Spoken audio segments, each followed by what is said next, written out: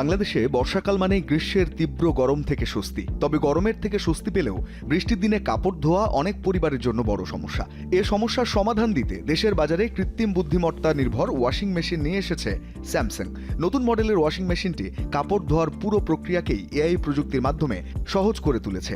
9 KG ধারণ ক্ষমতার washing মেশিনটি কাপড়ের ধরন অনুযায়ী সাবানের ফেনা, কাপড় ধোয়ার সময় এবং স্পিনের গতি নিজেই ঠিক করে নিতে পারে। শুধু তাই নয়, মেশিনটির দ্রুতগতির স্পিন সাইকেল কাপড় শুকানোর জন্য প্রয়োজনীয় সময় অনেকটাই কমিয়ে দেয়।